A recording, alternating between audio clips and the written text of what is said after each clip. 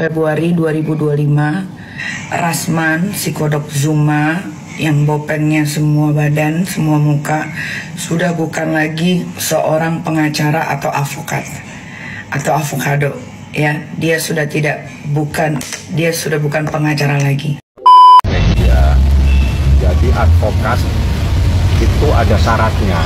Jadi syarat seorang advokat selain dia itu pertama itu lulus sekolah ilmu hukum, dia juga harus ikut PKPA. Setelah itu dilakukan penyumpahan, ya.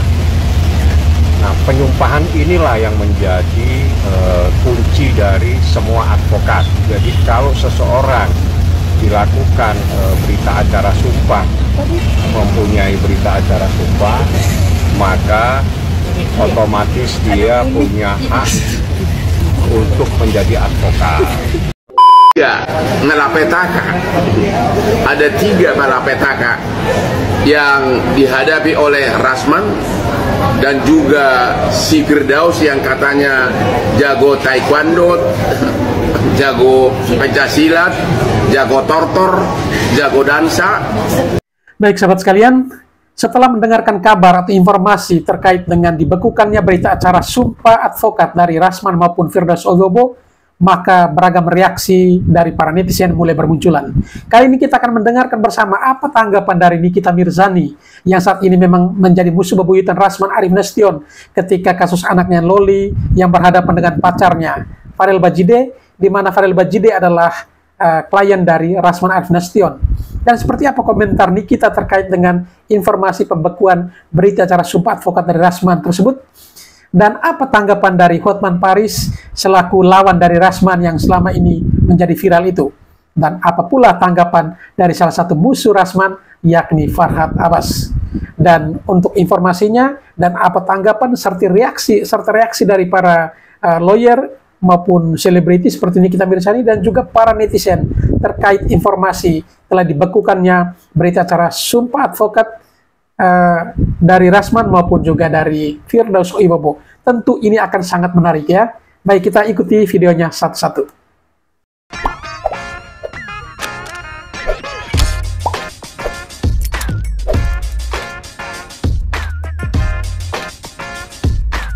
Februari 2025, Rasman, si kodok Zuma yang bopengnya semua badan, semua muka, sudah bukan lagi seorang pengacara atau avokat atau avocado, ya. Dia sudah bukan pengacara lagi. Jadi saya mau lihat nanti ketika di Jaksel apakah dia tetap menjadi seorang pengacara, padahal sumpah janji pengacaranya sudah dicabut pertanggal 11 Februari 2025. Ya, jadi advokat itu ada syaratnya. Jadi syarat seorang advokat selain dia itu pertama itu lulus sekolah ilmu hukum, dia juga harus ikut PKPA. Setelah itu dilakukan penyumpahan, ya. Nah, penyumpahan inilah yang menjadi kunci dari semua advokat. Jadi kalau seseorang dilakukan berita acara sumpah, mempunyai berita acara sumpah, maka otomatis dia punya hak untuk menjadi advokat. Jadi kuncinya itu adalah di berita acara sumpah. Saya hanya berbicara secara hukum, saya tidak menanggapi kasus per kasus yang terjadi. Syarat seorang advokat untuk bisa menjadi advokat, seorang sarjana hukum ataupun sarjana hukum ilmu hukum, itu harus ikut pendidikan dulu, ya. Namanya PKPA. Setelah pendidikan ujian advokat. Setelah lulus itu belum tentu dia bisa praktek. Prakteknya itu setelah dia 2 tahun setelah dia dinyatakan lulus. Nah, habis itu ada lagi yang namanya penyumpahan atau disumpah. Nah, kunci dari persoalan semuanya itu adalah disumpah. Di Undang-Undang Advokat itu menyatakan seorang advokat wajib disumpah sebelum dia menjalankan profesinya sebagai advokat. Artinya, kalau seseorang tidak punya berita acara sumpah, maka dia tidak bisa praktek sebagai advokat, tidak bisa mendampingi siapapun juga. Saya bicara hukum, saya tidak bicara kasus per kasus. Itu saja, ya. Oke, tapi mungkin hari ini disebut tidak boleh ada di sini sebetulnya gitu. Anda tanya apakah dia mendampingi atau hanya jalan-jalan duduk-duduk. Nanti kalau Anda dapat info dari penyidik siapa yang mendampingi, baru sampaikan ke saya. Apakah dia di sana jalan? Ya, malapetaka. Ada 3 malapetaka yang dihadapi oleh Rasman dan juga si Firdaus yang katanya jago taekwondo, jago pencaksilat, jago tortor, jago dansa, jago boxer. Sekarang ada 3 malapetaka. Pertama, dakwaan karena laporan Hotman Paris. Kedua, proses di Mabes Polri atas laporan dari Ketua Pengadilan Negeri Jakarta Utara. Dan ketiga, surat bas. Itulah resiko kalau berperang hukum, kalau berperkara melawan Hotman, tidak memakai otak, ya, tidak memakai otak. Jadi dari segi dunia pengacara, hari ini saya mengatakan kepada Rasman dan Firdaus, goodbye. Nanti tanggal 20 sidang di Pengadilan Negeri Jakarta Utara. Kalau Firdaus masih punya rasa malu, jangan coba-coba datang karena pasti diusir oleh hakim. Kalau Firdaus, tanggal 20 Februari di sidang, kalau kau masih datang memaksa diri untuk sidang, kamu akan diusir oleh petugas pengadilan. Kau tidak berhak lagi duduk sebagai pembela dari Rasman. Biarkanlah Rasman itu menangis merenungi nasibnya. Ya, biarkanlah Rasman itu menangis merenungi nasibnya.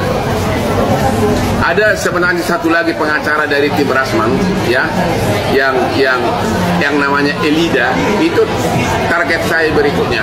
Pelan-pelan. Itu mulutnya paling vokal itu. Entah apa yang diomongin. Sana sini. Dapat memakai jubah advokat, ya. Jadi untuk saat ini sudah tamat riwayat mereka sebagai pengacara. Sudah waktunya untuk bertobat, merenung. Kenapa bisa begini? Ya, kenapa bisa begini?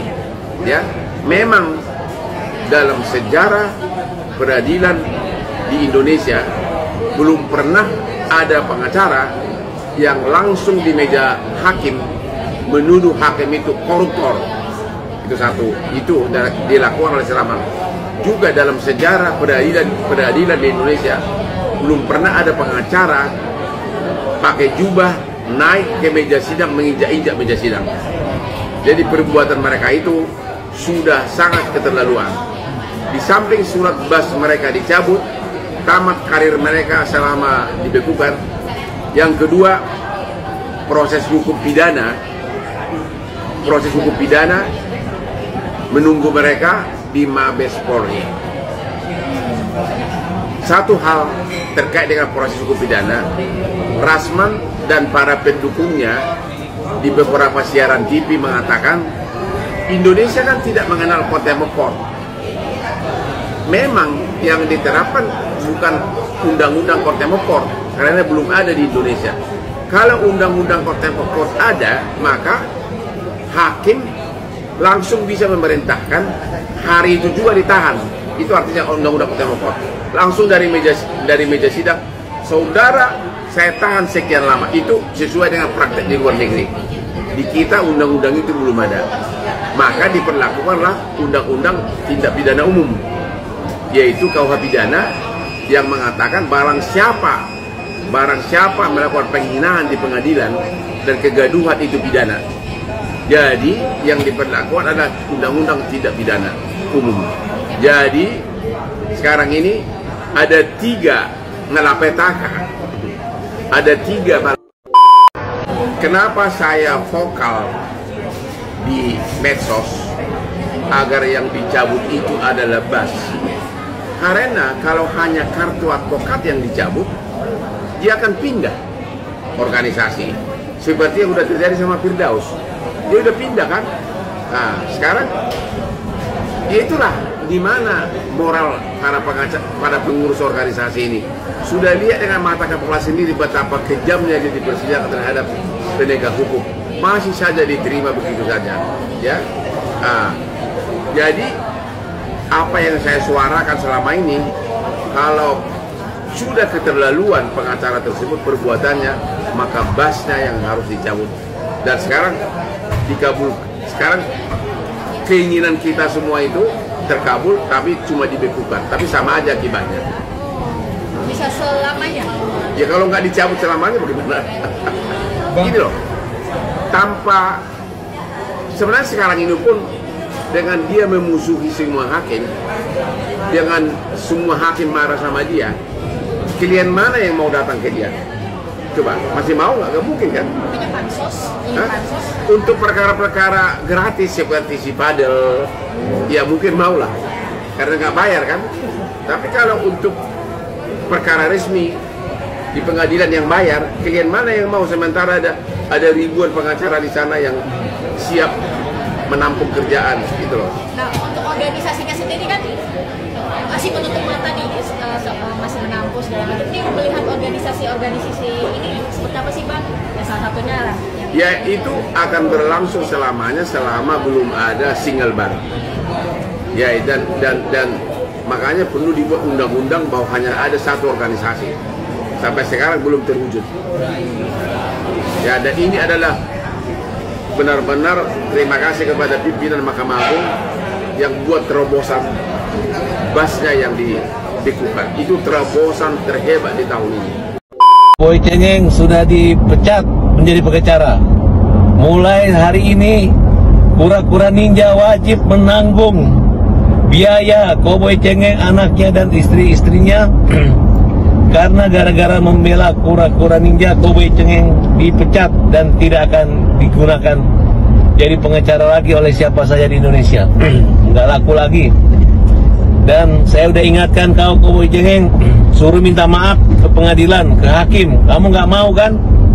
Kamu bilang kamu dapat kuasa dari kura-kura ninja. Kamu bilang kamu ada Tuhan. Bicara Tuhan tapi kamu premanisme, cengeng kamu ya. Tuh, dulu laporan saya inilah titik awalnya kenapa kamu dipecat. Sehingga itu seketika hanya lompat naik kursi di ruang sidang itu membuat Cowboy Cengeng dicopot, copot jantungnya, copot segalanya gara-gara membela kura-kura ninja. Gak ada gunanya, gue udah bilang. Saya ini orang yang pernah menyelamatkan kura-kura ninja dari penjara. Dia nipu dulu Gubernur Sumatera Utara 1,4 miliar ya, dilaporin. Gue yang laporin. Nangis-nangis tuh suami istri itu. Istrinya nangis-nangis minta suaminya, masih ada anaknya kecil. Akhirnya gue maafin, bayar dia tuh 800 juta ya. Nah dari situlah awalnya kura-kura ninja itu nggak tahu budi, nggak bisa berterima kasih sama orang yang membantunya.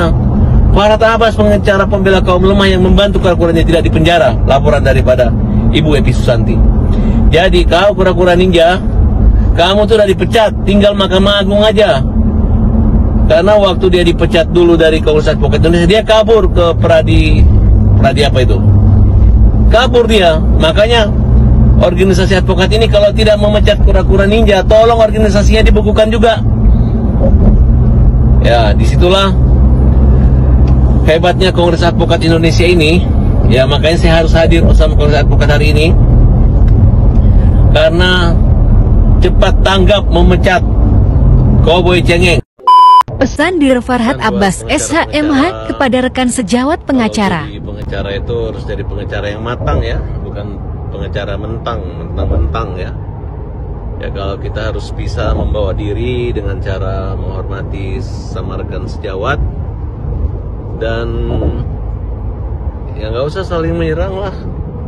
Kalau selama ini saya menyerang, saya selalu menyerang orang yang menyerang saya. Jarang saya menyerang orang yang tidak menyerang saya. Oleh karena itu kita apresiasi sifat positif semua organisasi advokat yang menjalankan fungsinya, terutama menghukum pengacara-pengacara yang brutal, yang melanggar kode etik. Salam Farhad Abbas, pembela kaum lemah. Orang ini dulu ngakunya wartawan, sekarang dia ngakunya pengacara. Ngakunya pengacara pejabat, padahal hanya mulutnya yang sangat besar. Kura-kura ninja ini waktu ribut dan menghajar di meja majelis hakim, sampai orang minta supaya dia sadar. Berarti kura-kura ninja ini tidak sadar apakah dia dalam gangguan kurang obat atau pengaruh obat-obatan. Tolong diperiksa tes urin lagi nih kura-kura ninja. Dan seluruh pengacara yang mendampingi dia ya, kecuali Rihat Huta Barat, itu masih partner saya. Kalau yang lain periksa tes urin ya. Terlalu berani mereka ngamuk-ngamuk di pengadilan.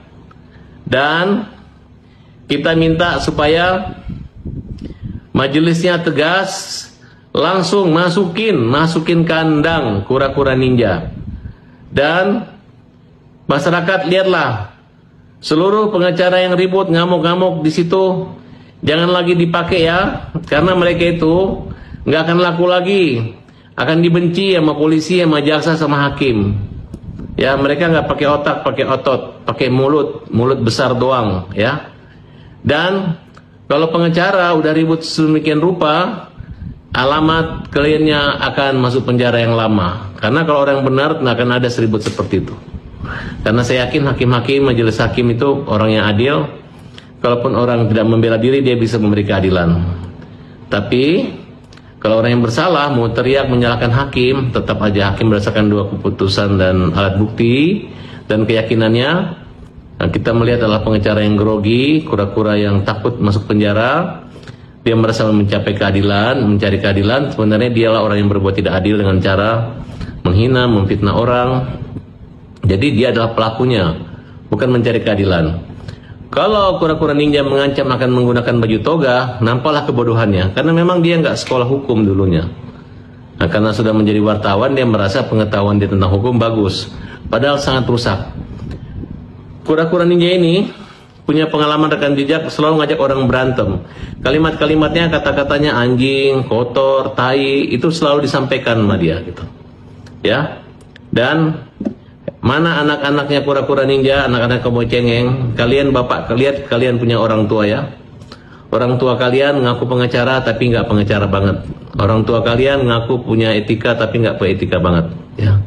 Tegur bapakmu, tegur orang tuamu, tegur ibumu. Jangan memfitnah di pengadilan, jangan teriak-teriak dan memalukan keluarga kalian. Ya. Karena Farhad Abbas sudah memecat sebagai pengacara mereka sebagai dari LSM Hajar. Yaitu urusan maupun tidak, bagian kami menganggap kalian sudah terkubur, kalian udah mati. Kenapa? Jangan teriak-teriak dan memalukan keluarga kalian ya. Karena Farhad Abbas sudah memecat sebagai pengacara mereka sebagai dari LSM Hajar. Yaitu urusan maupun tidak, bagian kami menganggap kalian sudah terkubur, kalian udah mati. Kenapa?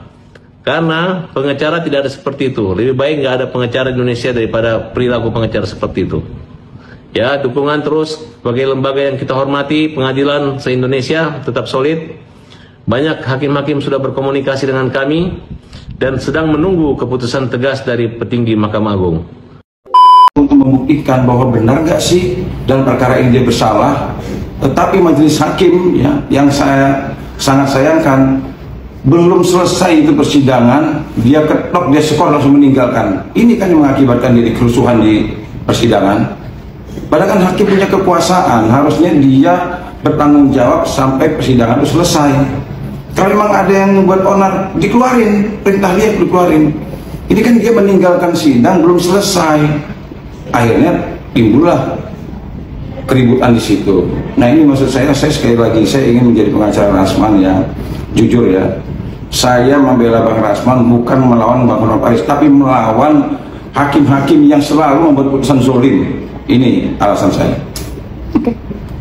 Saya agak kaget ya, dan juga ada juga rasa tidak kagetnya. Yang pertama agak kagetnya, kok bisa ya pengadilan tinggi membekukan berita berita acara sumpah advokat. Bagaimana bisa dia ngurusin rumah tangga orang? Di berita acara sumpah itu kan ketua pengadilan tinggi itu hanya menjadi saksi ketika advokat mengucapkan sumpah. Kalau seandainya seorang advokat melanggar sumpahnya, dia bertanggung jawab terhadap diri kepada Tuhan, karena dia bersumpah bukan atas nama KPP, bukan atas nama Ketua Pengadilan Negeri, Pengadilan Tinggi, tapi atas nama Tuhan. Kalau kita Islam, demi Allah saya bersumpah. Kalau seandainya dia melanggar sumpah, itu pertanggungjawaban advokat itu kepada Tuhan, karena dia bersumpah atas nama Tuhan. Kok bisa-bisanya Ketua Pengadilan Tinggi membekukan? Itu kan berita acara sumpah, berita ada kejadian apa saat itu? Saat itu ada advokat yang disumpah atas nama Tuhan di hadapan Ketua Pengadilan Tinggi. Kok bisa dibekukan, ini gimana ceritanya? Tetapi sekali lagi, ada rasa heran dia terlalu ikut campur urusan rumah tangga advokat. Yang keduanya tidak terlalu heran. Kenapa? Karena saya sering sekali menjumpai penetapan putusan yang dibuat oleh pengadilan yang zolim menurut saya. Jadi kalau ada mereka mengeluarkan putusan, penetapan dan lain sebagainya, menurut saya banyak saya sering jumpai kok. Jadi saya jadi ada heran dan tidak heran juga. Tidak tahu ya, kalau seandainya ini khusus Bang Rasman ya, Bang Rasman dulu kan memang pernah dia dipecat kan, tapi kan dia sudah pindah ke organisasi advokat. Nah kalau masalah pemecatan ini kan urusan organisasi advokat. Nah maksud saya advokat ini adalah organisasi yang mandiri, artinya tidak ada orang yang campur kecuali organisasi advokat sendiri. Nah sekarang ini kok Mahkamah Agung ngurusin urusan rumah tangga advokat? Nah menurut saya kalau seandainya memang ada tindakan tegas, silakan organisasi advokat, nanti biar advokat itu melawan secara hukum, melawan organisasi advokatnya. Ini kan rumah tangga orang. Menurut saya begini ya, menurut saya ketika kita menjatuhkan putusan yang membalikan periuk orang, ini putusan yang zolim, apalagi ini bukan haknya. Saya kurang setuju ya. Kalau seandainya organisasi menindak, silakan. Karena memang peraturannya organisasi bertanggung jawab terhadap anggotanya.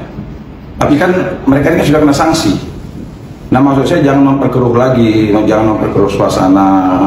Ya introspeksi diri juga lah hakim-hakim ini. Ya, apakah mereka ini selama ini menjalankan tugas dan fungsinya sudah baik dan benar? Apakah putusan-putusan yang mereka keluarkan itu benar-benar putusan yang berasal dari nurani, yang berkeadilan, yang melahirkan keadilan? Berapa banyak orang-orang yang menderita atas putusan dari mereka? Ya kita harus introspeksi diri juga lah. Gitu. Ya kalau seandainya ada dugaan pelanggaran ya itu hak, silakan dia melaporkan. Tapi kalau menurut saya dengan dia membekukan ini, menurut saya ini terlalu berlebihan. Ini sudah masuk dapur orang. Kalau kemarin ada yang melaporkan ke Mabes Polri, silakan, itu haknya. Nanti tinggal pembuktian aja. Tapi kalau seandainya sudah membekukan berita acara, dari mana ceritanya? Kok berita acara suka bisa dibekukan sama mereka? Ya ini kan urusan rumah tangganya advokat, organisasi apa yang bertanggung jawab. Kalau sekarang ini langkah-langkahnya menurut saya ini sudah kelihatan terlalu kelewat batas lah, ya. Terlalu melampaui batas kewenangannya. Turut berduka cita atas tercabutnya nyawa. Maaf, izin advokat dari Bang Rasman Nasution. Turut berduka Bang. Selamat Bang ya.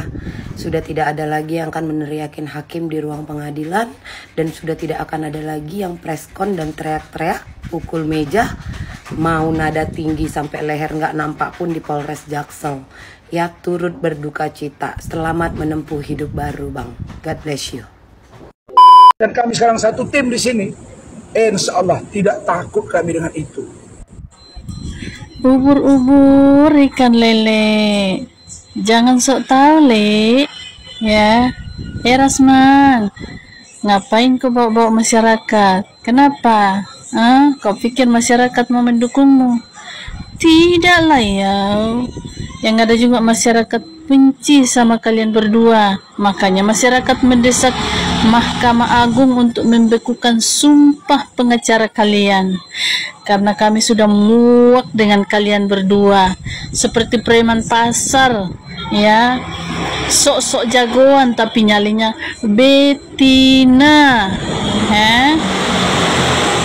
Stop bawa-bawa masyarakat deh. Kami masyarakat tidak ada yang mendukung kalian. Yang ada kami minta supaya kau dua itu masuk penjara. Paham ya Rasman? Dicabutnya bas PT-nya Rasman Arif Nasution dan Firdaus Yobo ini membuat senang banyak kalangan. Jadi apresiasi kepada Mahkamah Agung sudah mencabut berita acara sumpahnya mereka berdua melalui pengadilan tinggi masing-masing.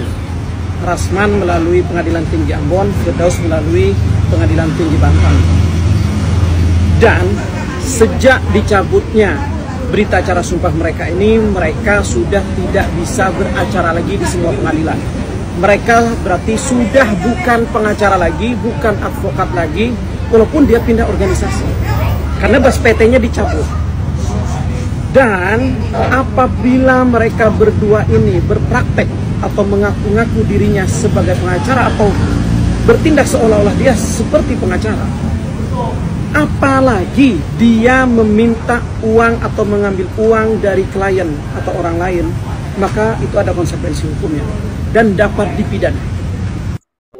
Ternyata Rasman Arif Nasution juga berita acara sumpahnya dibekukan oleh Pengadilan Tinggi Ambon. Nah, jadi buntut dari kisru yang terjadi di Pengadilan Jakarta Utara kemarin ternyata telah direspon oleh Mahkamah Agung dan akhirnya Firdaus Yobo dan Rasman Arif Nasution berita acara sumpahnya dibekukan. Ini kali pertamanya seorang advokat berita acara dibekukan. Biasanya kan advokat itu dipecat dari organisasinya, loncat lagi ke organisasi lain, loncat terus hingga masih bisa ya. Nah, tapi kalau bas sudah diginikan, sudah dibekukan, habis, nggak bisa lagi, nggak bisa bersidang lagi. Dalam arti karir mereka berdua game over, nggak bisa lagi bela. Firdaus nanti nggak bisa lagi bela Rasman di persidangan. Rasman juga yang sekarang lagi bela kasus Fadel tidak bisa lagi. Dan ini satu pembelajaran buat kita advokat bahwa kode etik dan janji sumpah advokat itu harus dipegang. Ini bukan contoh yang bagus untuk kita advokat. Salam profesional mobile. Saya berkeyakinan bahwasanya ini adalah bukan salah di kami gitu, bukan salah Pak Rasman gitu. Jadi saya hakul yakin aja gitu loh dek. Itu aja sih sebenarnya. Kita yakin bahwasanya itu kebenaran itu pasti akan terungkap. Sudah pasti, hujatan itu sudah pasti. Sampai sekarang pun itu nggak henti-henti dek, hujatan itu sudah pasti, Saya baru baca media terkait dengan pembekuan izin praktek 2 advokat yakni Rasman dan Firdaus. Apa yang dilakukan oleh Mahkamah Agung itu sudah tepat. Karena apa? Karena kalau kemudian tidak diberi sanksi pencabutan berita acara sumpahnya dan izin prakteknya, maka dia akan pindah ke organisasi advokat lainnya seperti yang saya kemukakan di sebelumnya. Sudah benar apa yang dilakukan oleh Mahkamah Agung itu. Oleh karenanya terhadap advokat yang kemudian hobinya cawe-cawe, hobinya buat gaduh di dalam proses persidangan yang tidak sesuai dengan tata cara beracara di pengadilan, atau kemudian menyimpang daripada amanah Undang-Undang Advokat 18 tahun 2003, habis ya. Perlu disikat habis. Kenapa? Karena masyarakat ini butuh pendamping hukum yang kemudian benar-benar clear and clean, tidak bermasalah.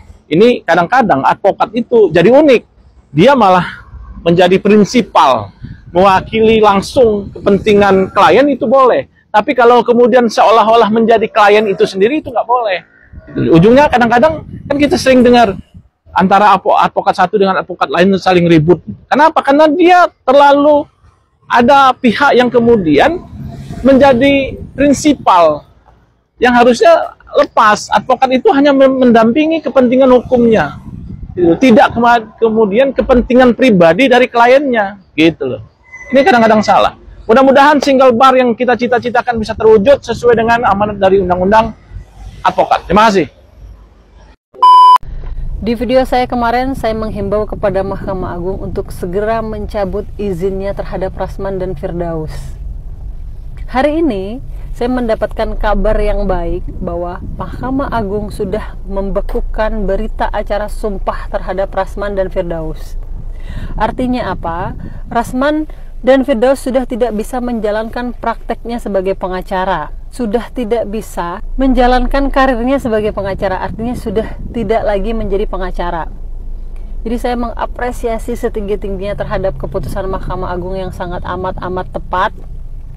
Mahkamah Agung sudah mentelaah berdasarkan ketentuan Undang-Undang Advokat, Mahkamah Agung sudah mentelaah berdasarkan perbuatan dan sikap apa yang telah dilakukan oleh Rasman dan Firdaus yang tidak sama sekali mencerminkan profesinya sebagai pengacara. Akhirnya Mahkamah Agung menyikapi dengan membuat keputusan demi tegaknya marwah pengadilan dengan membuat keputusan bahwa Rasman dan Firdaus sudah dibekukan berita acara sumpahnya.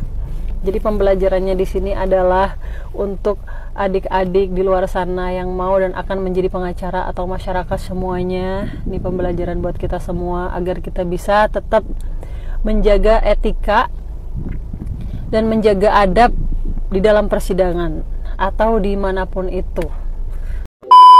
Halo semuanya, jumpa lagi bersama saya pengacara kondangan. Malam hari ini saya sehabis berolahraga, saya cukup kaget. Kagetnya ketika saya membaca di beberapa grup WA ada tersebar surat pembekuan berita acara sumpah terhadap 2 orang oknum advokat yang kemarin cukup viral membuat gaduh pada persidangan di Pengadilan Negeri Jakarta Utara. Dari Pengadilan Tinggi Ambon, ya, berita acara sumpahnya Rasman dibekukan. Dari Pengadilan Tinggi Banten, Brother Firdaus, berita acara sumpahnya juga dibekukan.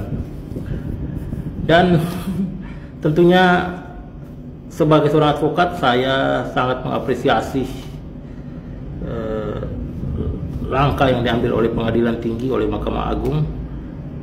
Menurut saya bahwa ini adalah sebuah terobosan baru yang terjadi di Indonesia, dan ini akan menjadi sebuah contoh yang baik agar ke depan tidak ada lagi advokat-advokat yang mencoba untuk menghina lembaga peradilan.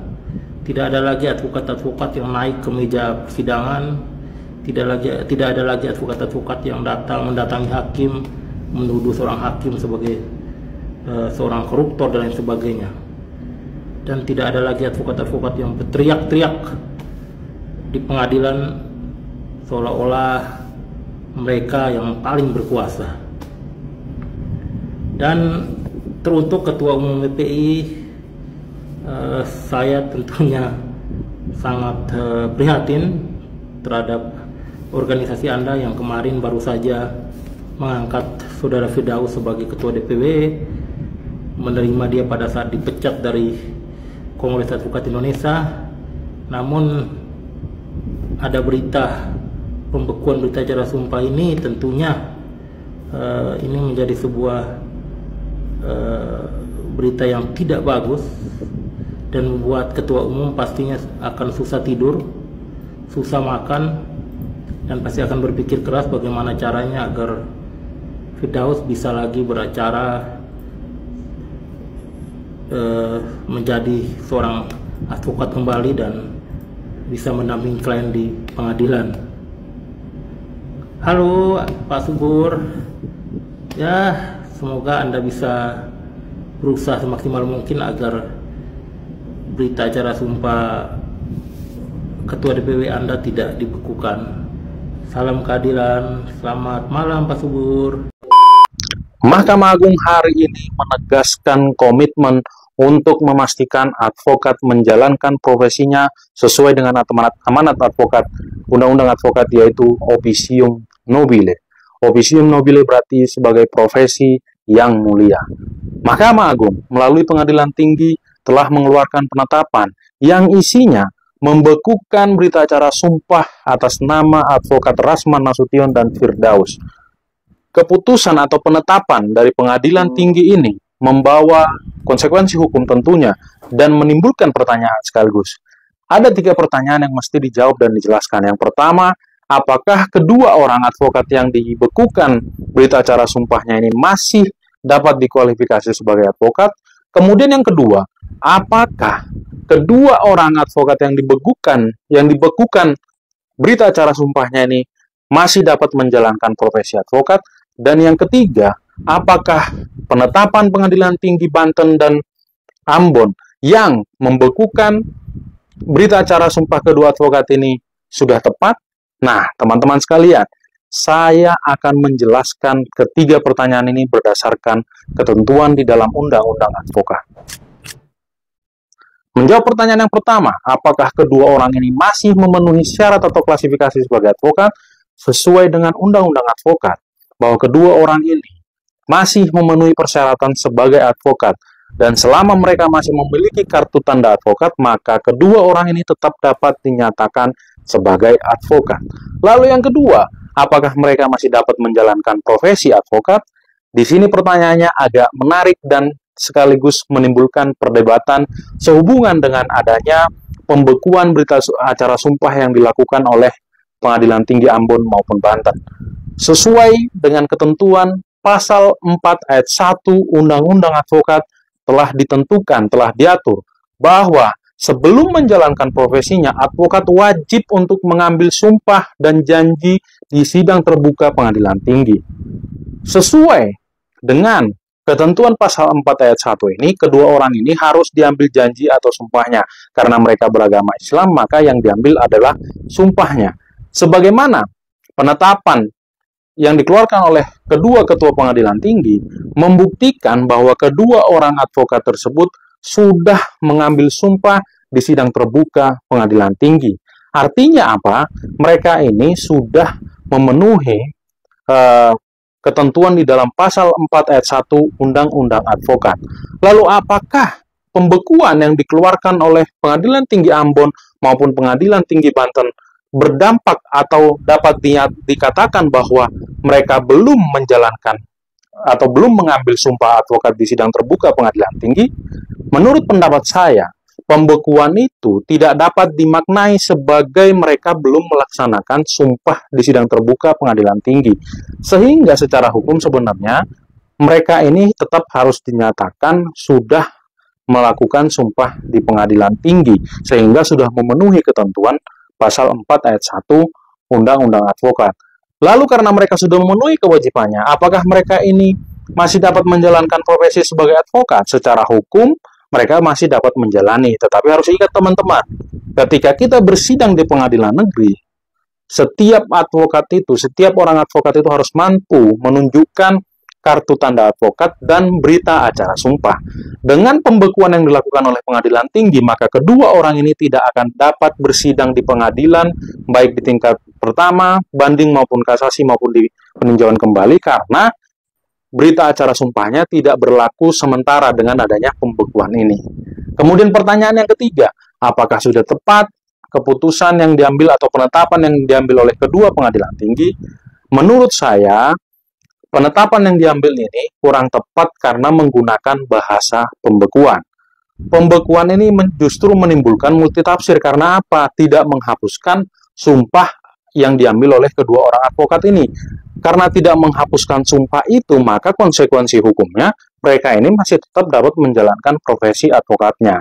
Seharusnya Ketua Pengadilan Tinggi Ambon maupun Ketua Pengadilan Tinggi Banten berdasarkan asas a contrario actus, yaitu siapa yang mengeluarkan dia yang berhak atau berwenang untuk mencabut, adalah melakukan pencabutan atau pembatalan terhadap berita acara sumpah atau penyumpahan terhadap kedua orang advokat ini.